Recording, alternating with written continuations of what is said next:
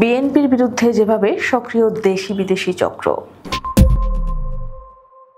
ডাকসু নির্বাচনে শিবিরের নিরঙ্কুশ বিজয় নিয়ে দেশি বিদেশে বেশ বিশ্লেষণ চলছে। শিবিরের অভাবনীয় বিজয়কে পুঁজি করে দেশের সবচেয়ে জনপ্রিয় রাজনৈতিক দল বিএনপিকে রাজনীতি থেকে মাইনাস করার এক ধরনের বয়ান নিয়ে দেশি বিদেশি একটি চক্র এখন মাঠে নেমেছে। তাদের এই বয়ানের মূল লক্ষ্য ও উদ্দেশ্য হচ্ছে বাংলাদেশে এখন জামায়াত ছাড়া বিকল্প কোনো দল নেই তা প্রতিষ্ঠিত করা।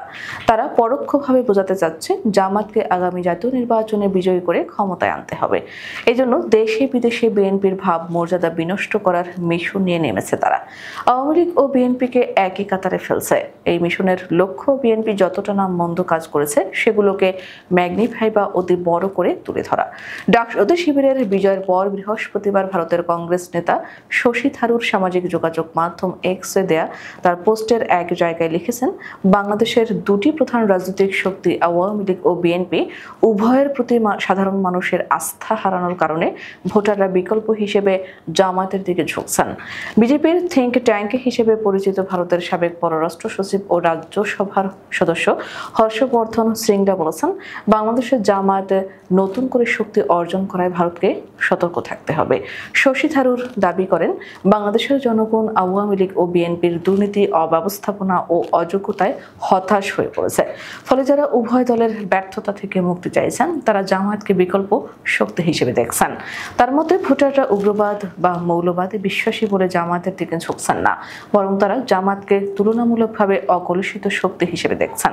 শশী থারুর এই প্রতিক্রিয়ার দুটি দিক রয়েছে। প্রথমত, দুর্নীতি বিষয় আওয়ামী লীগের সাথে বিএনপিকে এক সারিতে মিলিয়ে দেখা।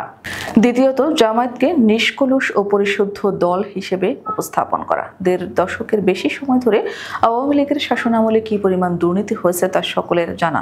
অন্তর্বর্তী সরকার তার একটি হিসাবও দিয়েছে। ১.৫ দশকের প্রতি বছর করে $16 বিলিয়ন হিসেবে $234 বিলিয়ন দেশ থেকে লুটপাট করে বিদেশে পাচার করা হয়েছে।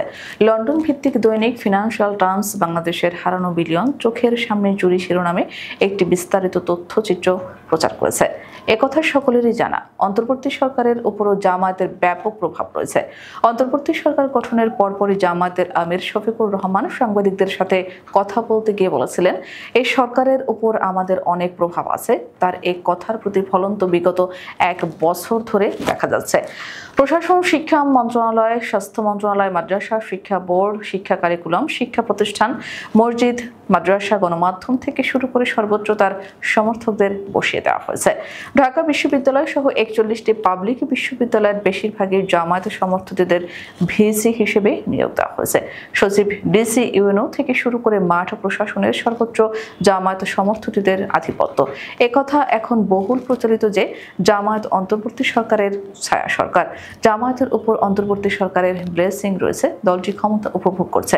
এ কথাও প্রচলিত, এই সরকারের সময় যত সরকারি টেন্ডার ও প্রকল্পের কাজ রয়েছে তার বেশিরভাগই জামায়াত সমর্থিতরা পাচ্ছে।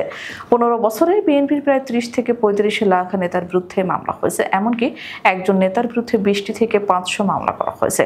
গুম, খুন, জুলুম, নির্যাতন মোকাবিলায় ব্যস্ত থেকেছে বিএনপি। টিকে থাকাই ছিল দায়। বিস্ময়ের ব্যাপার হচ্ছে জামায়াতের এই নিরঙ্কুশ প্রভাব বিস্তার নিয়ে মিডিয়া এবং ভারত জামায়াত স্থাপক গোষ্ঠীর কোনো এক কথা নেই। তারা কেবল মাঠ পর্যায়ের বিএনপির এক শ্রেণীর নেতাকর্মীর চাঁদাবাজিকে বড় করে তুলে ধরে বিএনপিকে দুর্নীতিবাজ ট্যাগ দিচ্ছে। এটা যে বিএনপিকে মেলায়ন করে জামায়াতকে মহান করে তোলার ভারতীয় মিশন তা বুঝতে অসুবিধা হয় না। তাদের এখন লক্ষ্য একটাই, আওয়ামী লীগকে যেহেতু কোনো প্রতিষ্ঠা সম্ভব হচ্ছে না, তাই বিএনপিকে ক্ষমতায় আসতে দেওয়া যাবে না।